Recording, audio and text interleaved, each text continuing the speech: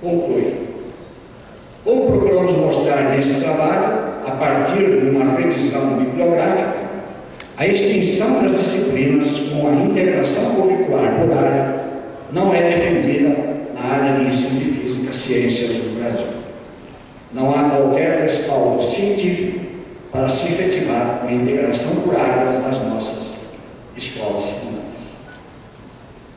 Destaque que na página deste 21º SNEF consta um enfrentamento muito atual, traduzido nestas palavras: uma baixa procura dos estudantes dos cursos de Física das universidades brasileiras, a deficiência de formação do estudante nessa área do conhecimento e a grande evasão dos cursos de Física. Eu encerro esta sessão da palestra sugerindo que, se tivesse uma política educacional que pagasse bons salários dos professores da educação básica, oferecesse boas condições de trabalho, jornada livre para a preparação de aulas e correção de trabalhos, formação inicial e continuada de qualidade para professores, em particular, por conta do que eu vou falar hoje aqui, de professores de Física e de Literatura, para atender à aproximação entre essas duas áreas de conhecimento que defendem seja praticada nas escolas. Poderíamos oferecer uma educação que permitiria que nossa juventude construísse um diálogo inteligente com o mundo. Dessa forma, acredito que a evasão dos cursos de Física nas nossas universidades diminuiria, pelo menos, os cursos de licenciatura. Passo agora para o terceiro tema da palestra, que é o ensino de Física na sociedade contemporânea. Como o Eduardo lembrou, há 24 anos, no 9º SNEF, realizado na cidade de São Carlos, no interior de São Paulo, ao tentar responder à questão: qual o papel da ciência na formação básica, título da palestra do dia 21 de janeiro de 1991, respondi apelando para várias dimensões que eram presumidas como importantes para um cidadão contemporâneo naquela época. Eis a lista dessas dimensões. Está aí saindo devagar. Vivemos numa época fortemente influenciada e determinada pela ciência. É o Homo Scientificus, categoria aparentemente superior ao Homo Sapiens. Segundo, a natureza é basicamente explicada pela ciência, isto é, esta permite um diálogo inteligente com a queda. Terceiro, a tecnologia presente na nossa realidade é fortemente lastreada na ciência. Quarto, o método científico pode ser facilmente transferível para outras atividades humanas. Quinto, a ciência favorece o uso do discurso racional da razão. Sexto, a ciência permite um diálogo com o cotidiano vivenciado. Sétimo, a ciência enriquece e promove a imaginação. Oitavo, a ciência desperta a observação cuidadosa do trabalho com a experimentação. Nono, a ciência promove o pensamento crítico. E décimo, a ciência favorece a luta pela transformação social. E naquele ano eu parava com o 11º, a ciência tem 1001 utilidades. Parece bombril. Creio que cabe aqui reproduzir outro parágrafo que, lembro bem, teve uma acolhida muito importante da plateia de 91, que então me assistiu. Próximo slide. Este 11º SNEF, realizado agora em 1991, representa a maioridade desses nossos encontros, já que o primeiro realizou-se exatamente 21 anos. Em todos esses simpósios, a atribuição de tais papéis na física era uma constante. No entanto, cabe aqui uma pergunta: será que algum desses itens aí listados é realmente atingido em nossa sala de aula? Eu diria que não. É provável que, se nessa lista estivesse o papel da ciência ser necessária para realizar os exames vestibulares, esse seria o único item que, em determinadas situações, seria apontado como plenamente ou parcialmente atingido pelo ensino de física.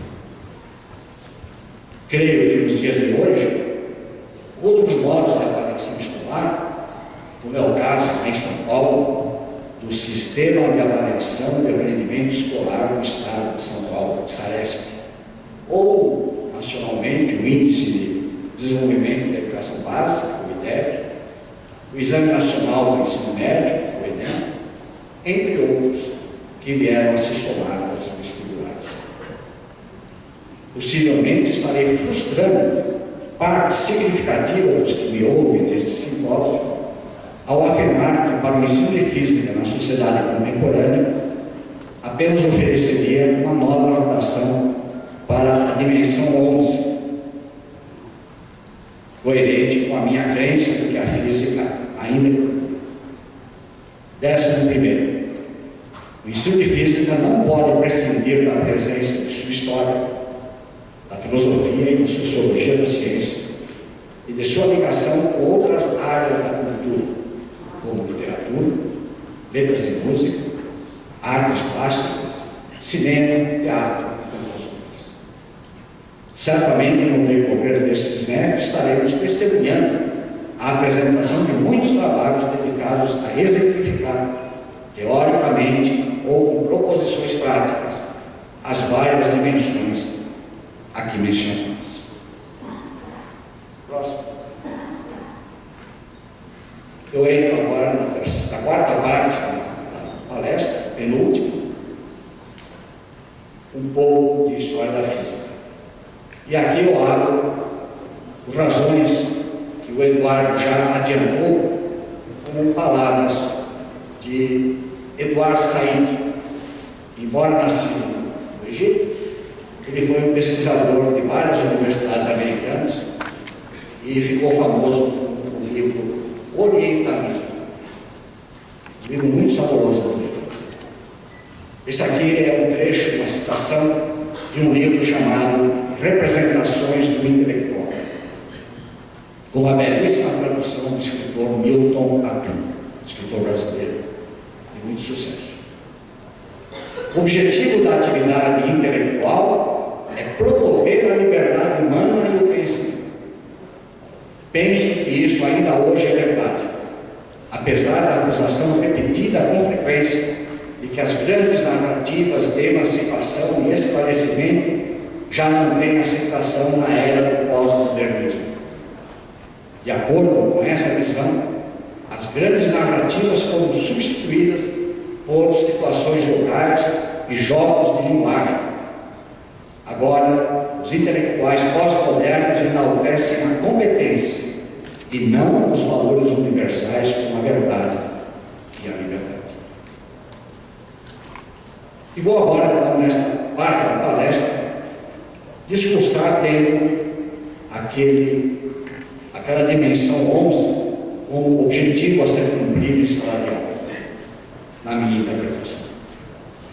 Mas antes de entrar nesse tema, peço licença para vocês de comentar mais uma sinistra coincidência, já comentada pelo Eduardo, que se deve repetir 100 e poucos dias antes de eu dar as palestras dos simpósios anteriores.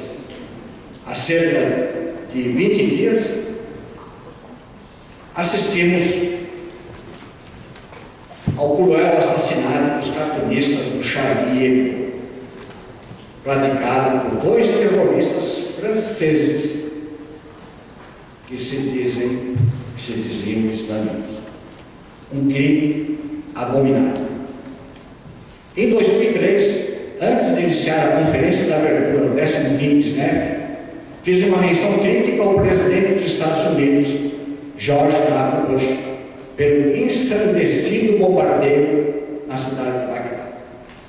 Em 1991, por uma incrível e triste coincidência, na abertura da minha palestra no nono SNEP, eu criticava George H.W. Bush, pai do anterior, pelos bombardeios criminosos sobre a mesma histórica cidade de Bagdá.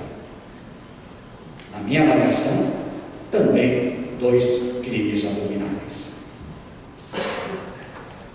De 2007 a 2012, último ano, 2012, em que dei aulas antes na graduação, antes da minha aposentadoria compulsória, no curso de licenciatura em Física da USP, de São Paulo, eu costumava partilhar, e nem sei, infelizmente, bem se meus alunos conseguiram seguir aquilo que eu pretendia. Eu partilhava, então, com meus alunos uma preocupação com a história da física, narrada por alguém que não é historiador da física, em nome de uma espécie de política de tolerância, eventualmente uma iniciativa ingênua, mas vou na sequência partilhar algo dessa experiência de utilização de elementos da história da física com vocês. Para tanto, iniciarei esta breve narrativa com trechos do texto Sobre os Céus de Aristóteles, escrito em 350 a.C., dedicado às suas propostas cosmológicas e astronômicas. Se pensamos no ensino de física que busca mostrar como uma construção cultural com uma rica dinâmica de ideias, creio que é salutar citarmos alguns trechos bem interessantes de Aristóteles, mesmo para um jovem contemporâneo. Eis uma citação dessas quando Aristóteles estabelece um diálogo com vários dos filósofos gregos que também escreveram contribuições sobre essas nascentes ciências. Todos concordam, diz Aristóteles, que o universo foi gerado, mas terminada a geração, alguns dizem que ele é eterno, outros afirmam que é destrutível como qualquer outra formação natural. Outros ainda, como Empédocles de Agrigento e Heráclito de Éfeso, acreditam que há alternância no processo destrutivo, criação e destruição do universo. Agora, afirmar que ele foi gerado e que é eterno é afirmar o impossível, pois não podemos razoavelmente atribuir para alguma coisa quaisquer características exceto aquelas que detectamos por meio das observações. Vejam a atualidade de um texto escrito há 2.900 anos, 2.500 anos quase. Notamos assim como esse interesse por temas cosmológicos, que ganharam notoriedade principalmente a partir do início do século XX, tem uma longa história. Se nos basearmos, por exemplo, na concepção de recorrência histórica, obviamente temos que ler as palavras de Aristóteles, conhecendo o que acontece hoje com nossas ideias. Gaston Bachelard chamava isso de recorrência histórica.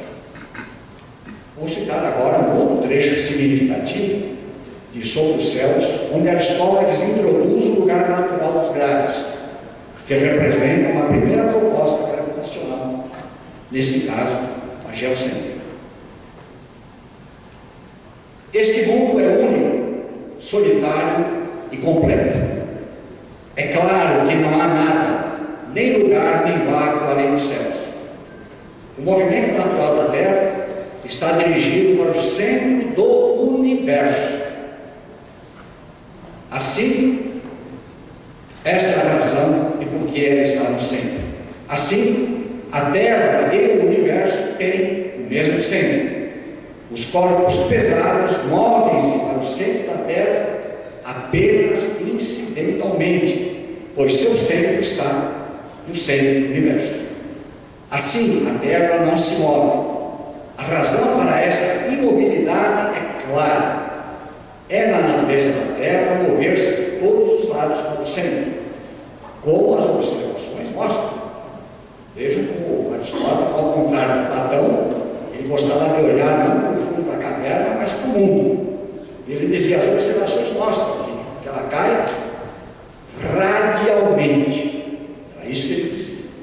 Ela cai radialmente para o centro do universo. Então a Terra, ela não é o centro do universo, ela está no centro do universo. É uma diferença qualitativa muito significativa para Aristóteles. Então, como ele diz, as observações mostram isso. Assim como a do fogo é mover-se para fora do centro.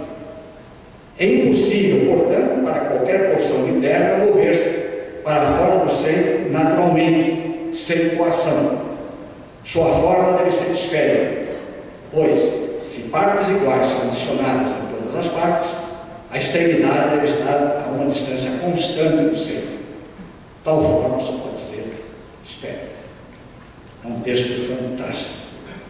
E eu acho que os nossos alunos do ensino médio tinham que ter conhecimento dele nas aulas de física. O acúmulo de conhecimento desenvolvido pelos intelectuais gregos durante os 8 séculos que vão, Tales de Mileto, considerado pelos historiadores como o primeiro cientista, a Cláudio Ptolomeu, que faz o grande resgate de toda a astronomia grega, particularmente o desenvolvimento astronômico organizado e ampliado pelo Hubble, espalhou-se por todo o mundo ocidental, conhecido naquela época, toda a Europa, parte da Ásia e parte da África. No entanto, com o declínio do Império Romano, iniciado durante os primeiros séculos da era cristã, a influência dessa importante cultura grega começou a diminuir rapidamente, inclusive o combate ao conhecimento da língua grega, principalmente devido ao fato de que os cristãos, interessados na expansão de sua fé, condenavam o conhecimento que teria sido produzido por aquele povo pagão. Thomas Kuhn, o famoso autor da Estrutura das Revoluções Científicas, em outro livro muito importante, A Revolução Copernicana, o Thomas Kuhn chega a mencionar a intensa censura aplicada ao conhecimento grego naquele período. Ele afirma que nenhum cristão poderia aceitar a visão aristotélica de que o universo teria sempre existido. Kuhn ainda afirma que Santo Agostinho, no século IV, embora tenha sido um importante filósofo cristão que trabalhou com o conhecimento grego e produziu o conhecimento sob influência do pensamento de Platão, colaborou para o esquecimento e desprezo do conhecimento grego para o conjunto da população do seu tempo. Menciona como exemplo desse procedimento um pequeno trabalho de Santo Agostinho, o Inquiridion, ou Manual para os Cristãos, onde ele dizia que não precisavam conhecer aquilo que supostamente os gregos diziam que eles puderam. Enquanto essa decadência do conhecimento ocorria entre os europeus, cabe apresentar brevemente algo da presença do conhecimento grego entre os povos árabes da Idade Média. Os historiadores destacam o século VIII como a entrada árabe na história da ciência. Isso porque, nesse século, logo após sua fundação, em 762, a cidade de Bagdá, bombardeada terrivelmente por eles, tornava-se um centro literário e científico, culminando com a fundação da escola de Bagdá, com destaque para as pesquisas em medicina e astronomia. Por motivações astrológicas e astronômicas, a astronomia tornou-se a ciência favorita dos árabes nos séculos VIII e IX. É nesta época a primeira tradução do Almagesto, nome árabe, por sinal, de Ptolomeu, que é apenas conhecido por esse título, que teria sido realizada por iniciativa do califa Harun al-Rashid. Como outros povos medievais, os árabes aceitaram a visão do mundo geocêntrica dos aristotélicos. resumida no livro Almagesto. Utilizaram os equívoros, os excêntricos, e aprimoraram a forma e o conteúdo das observações celestes. Para tanto, construíram muitos observatórios de grande porte e com maior precisão de medida. Podemos destacar alguns astrônomos árabes que deram contribuições vitais para o aprimoramento dessa ciência. Um deles foi Al-Farghani, do século IX, que fez ótimas medidas astronômicas, apresentadas no seu compêndio de astronomia, que ainda foi utilizado como manual na Europa do século XVII. Suas estimativas para as distâncias celestes, principalmente as relacionadas com a Lua e as estrelas fixas, deram força para a consolidação do universo nas duas esferas de Aristóteles. Cabe acrescentar uma curiosidade cultural. Um sumário do Almagesto, escrito por Al-Farghani, inspirou detalhes geocêntricos da Divina Comédia Dante Alighieri no século XIII. Muito ainda poderia ser acrescentado sobre o desenvolvimento astronômico e físico produzido pelos árabes. Creio que as seguintes palavras de Thomas Kuhn, no livro Revolução Copernicana, sirvam para estabelecermos uma ponte de volta à Europa, comentando a reverberação da herança grega. Diz Thomas Kuhn: durante os séculos em que o ensino da Europa estava em plena decadência, ocorreu o grande renascimento da ciência do mundo muçulmano. Os filósofos muçulmanos inicialmente reconstituíram a ciência antiga e depois acrescentaram suas contribuições. Eles produziram avanços originais fundamentais na matemática, química e ótica. A Europa cristã recuperou o ensino antigo a partir dos árabes e usualmente traduções árabes. Assim, creio que, ao enaltecermos corretamente o significado do renascimento europeu, não podemos ignorar as importantes contribuições do renascimento árabe. Vou voltar à Europa agora pelas mãos e pelo pensamento extremamente sofisticado de Johannes Kepler, ignorado nas nossas aulas de física. E além das 3 leis planetárias, muito comentadas nos cursos universitários, desenvolveu outras importantes contribuições à física, em geral pouco comentada nos manuais de física, inclusive no ensino universitário. Kepler também foi beneficiado pela contribuição medieval árabe, em particular pelo estudo da ótica, desenvolvido por Al-Azhar no século X. Kepler teve o privilégio de ter sido aluno do matemático e astrônomo alemão Michael Maestrin, que, nas suas aulas de geometria, além dos ensinamentos detalhados da astronomia geocêntrica, apresentou a proposta heliocêntrica de Nicolau Copérnico. O jovem Kepler manifestou, em correspondência da época, seu encantamento com o heliocentrismo. Aliás, Kepler era um escritor de cartas fantástico. Ele escreveu cartas assim, de uma forma que é impressionante, e é por conta dela que o biógrafo que eu vou aqui mencionar, o Max Casper, escreveu uma brilhante biografia de Kepler, que eu considero ainda uma das melhores. O Kepler ficou tão admirado com o heliocentrismo copernicano que imediatamente passou a trabalhar pela consolidação dessa proposta. Creio que quando estamos interessados em formar um estudante contemporâneo com um conhecimento sofisticado de física, não podemos ignorar a presença de Kepler nessa formação. Na biografia do Kepler, Max Casper, que eu mencionei, nos diz que, como estamos tão acostumados em associar forças mecânicas aos movimentos planetários, é difícil imaginar que isso já foi diferente.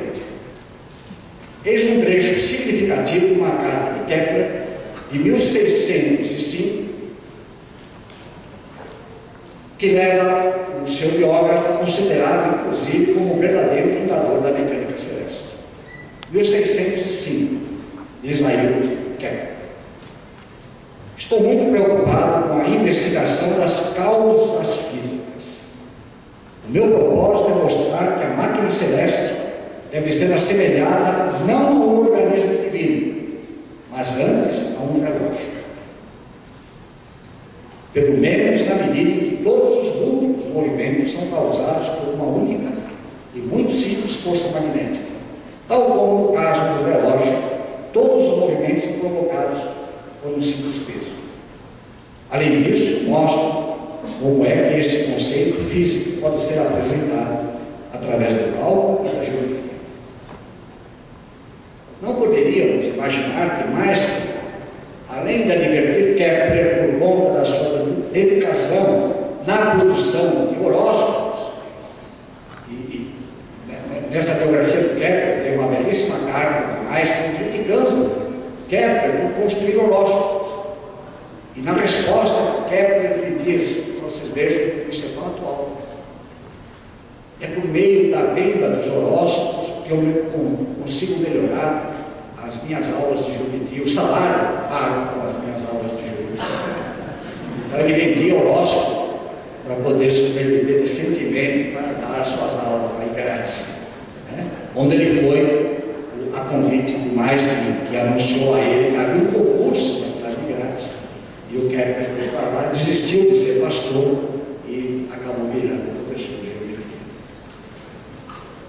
E o Meister, além de advertir o bom dos horóscopos, muitos anos mais tarde, recomendaria a seu antigo estudante que abandonasse sua defesa das causas físicas e explicasse os movimentos dos corpos celestes, apelando apenas para métodos astronômicos consagrados. Só geometria basta, dizia Meister. Há uma profusão de textos que poderiam ser aqui comentados, mas prefiro escolher um que dialoga diretamente com a conceituação de gravidade de Aristóteles, comentada há pouco. Por isso vou citar um trecho significativo do livro Astronomia Nova, publicado em 1609, onde Kepler apresenta suas primeiras duas leis do movimento planetário, mas onde ele desenvolve também uma conceituação de atração mútua entre corpos combinados, sua nova conceituação sobre gravidade. Eis a citação. Logo, é claro que a doutrina tradicional acerca da gravidade está errada. A gravidade é a tendência corpórea mútua entre corpos combinados, isto é, materiais, para unidade ou contato, de cuja espécie é também a força magnética. De modo que a Terra atrai uma pedra muito mais do que uma pedra atrai a Terra. Supondo que a Terra estivesse no centro do mundo, os corpos pesados seriam atraídos não por estar ela no centro, mas por ser um corpo material. Segue-se que, independentemente de onde colocarmos a Terra, os corpos pesados hão de procurá-la sempre. Se duas pedras fossem colocadas em qualquer lugar do espaço, uma perto da outra, e fora do alcance da força de um terceiro corpo combinado, unir-se-ão à maneira dos corpos magnéticos, num ponto, e olhem só o que ele diz ainda, num ponto intermediário, aproximando-se cada uma da outra em proporção à massa da outra. É impressionante. Isso em 1609. Próximo. Se a Terra e a Lua não estivessem mantidas nas respectivas órbitas por uma força espiritual ou qualquer outra força equivalente, a Terra subiria em direção à Lua a uns 54 arcos da distância, cabendo à Lua descer as restantes 53 partes do intervalo, e assim se uniriam. Mas o cálculo pressupõe que os dois corpos a mesma densidade. Se a Terra cessasse de atrair as áreas do ar, os mares se ergueriam e iriam ter a Lua. Se a força da atração da Lua chega à Terra, segue-se que a força da atração da Terra, com maior razão, vai até a Lua e ainda mais longe. Nada do que é feito de substância terrestre é inteiramente leve, mas a matéria menos densa, quer por natureza, quer por calor, é relativamente mais leve. E aí é impressionante o conteúdo de astronomia nova de Kepler.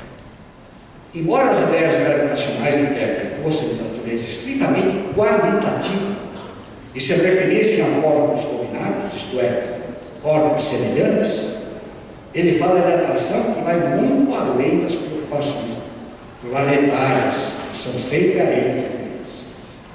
Por exemplo, ele trata da atração entre a Terra e a Lua, a Terra e as águas do mar, a Lua e as águas do mar, fala do papel das massas dos corpos na proporcionalidade das forças de atração, entre outras noções. Essas concepções serão muito determinantes no trabalho de consolidação do princípio de gravitação universal de Isaac Newton no século XVII. E isso foi publicado em 1609, quase 80 anos antes do princípio de Newton, publicado em 1687. E mais, notem que ele afirma também o seguinte: a Terra atrai uma pedra muito mais do que uma pedra atrai a Terra. E aí, independentemente de onde colocarmos a Terra, os corpos pesados vão procurar sempre. Ou seja, ele tem uma boa explicação qualitativa para a queda dos gases. Creio fortemente que Kepler deveria estar muito mais presente nas aulas de física do ensino médio e do ensino superior.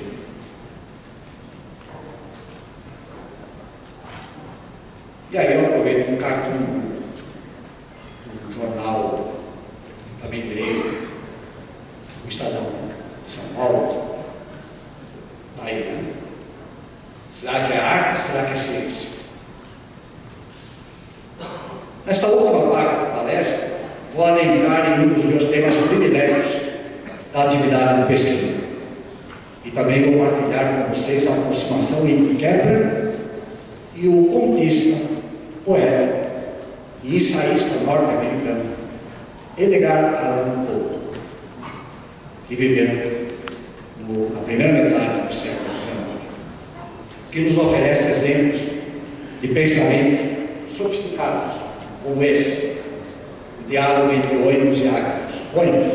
Mas eu sonhei que nessa existência ficaria imediatamente conhecedor de todas as coisas e tornar-me assim imediatamente feliz por conhecer tudo. A felicidade não está no conhecimento, mas na aquisição do conhecimento. Sabendo para sempre, seremos para sempre venturosos. Saber tudo, porém, seria diabólica maldição. Fantástico. O Edgar Allan Poe.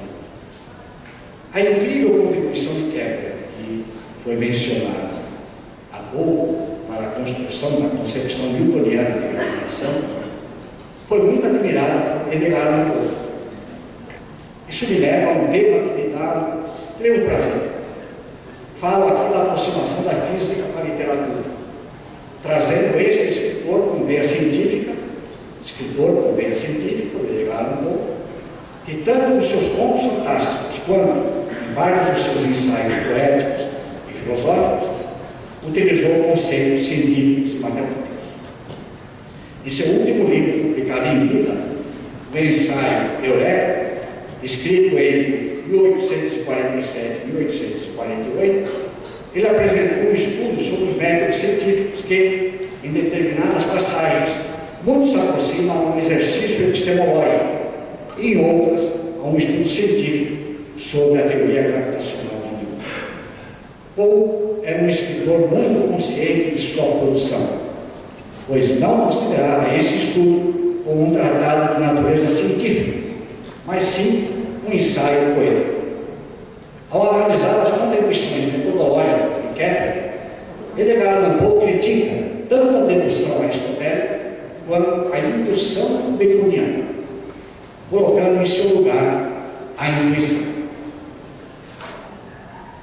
Diz ele: os sábios contentaram-se por proscrever todos os outros competidores, passados, presentes e futuros, pondo fim a toda a controvérsia sobre o assunto, em virtude da qual os caminhos aristotélico e baconiano são, e por direito devem ser, as únicas e possíveis avenidas que levam ao conhecimento. Agora, garanto-lhe, da maneira mais positiva, continua a tardar o progresso da verdadeira ciência, que realiza seus mais importantes avanços, como toda a história mostrará, por saltos aparentemente intuitivos. Não teria, especialmente, dado certo trabalho a esses fanáticos o determinar por qual de suas duas estradas foi atingida a mais importante e a mais sublime de todas as suas verdades, a verdade, o fato da gravitação. Newton deduziu das leis de Kepler. Sim, Kepler adivinhou essas leis vitais, isto é, imaginou-as. Se lhe tivesse pedido que indicasse por qual estrada, se dedutiva ou a indutiva, as havia ele atingido, sua resposta deveria ter sido: nada sei a respeito de estradas, mas conheço o mecanismo do universo. Aqui saí, apoderei-me dele com minha alma, alcancei-o simplesmente por meio da intuição.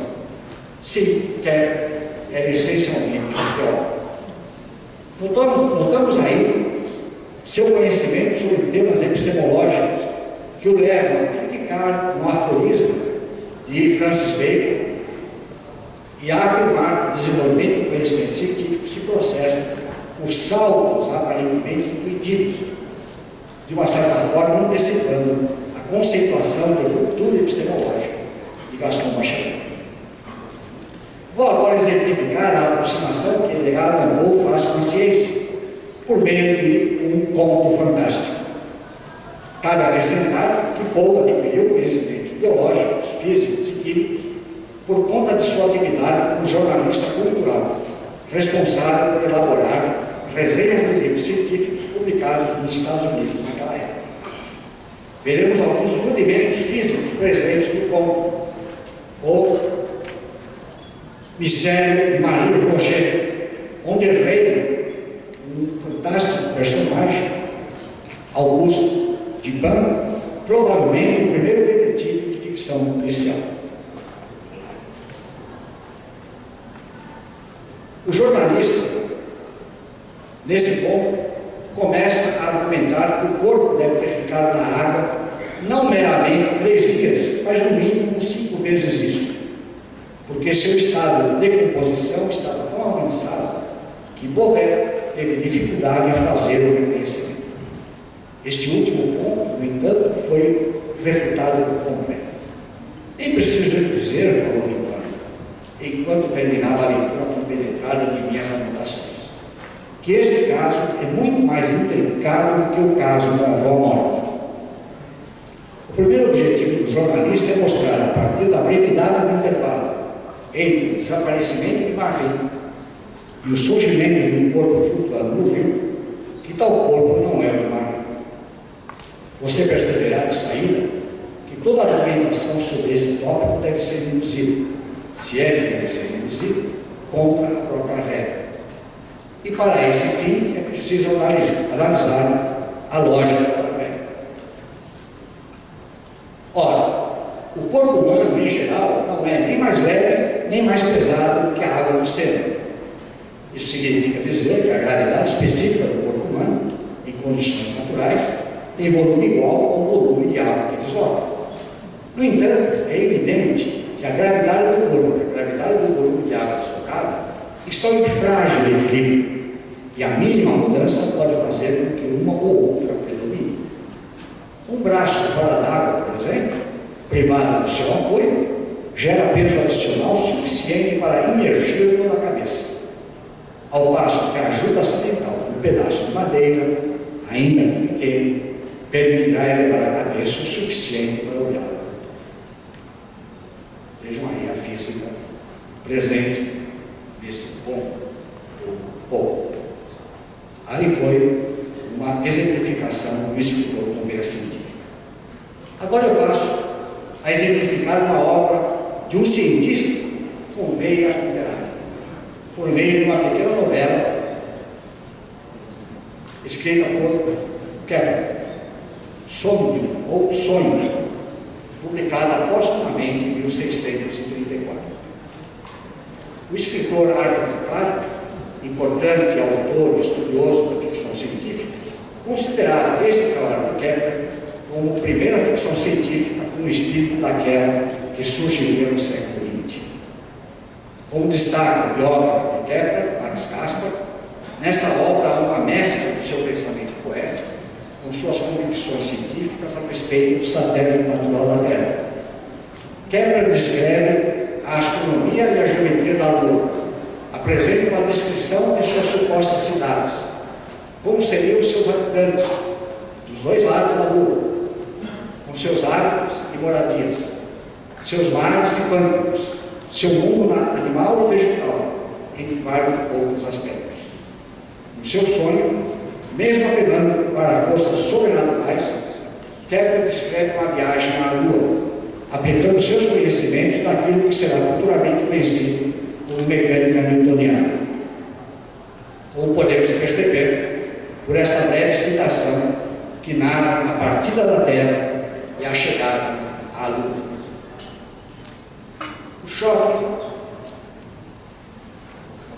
O choque inicial de aceleração é o pior, pois o viajante é atirado para cima numa explosão, como numa explosão de bomba.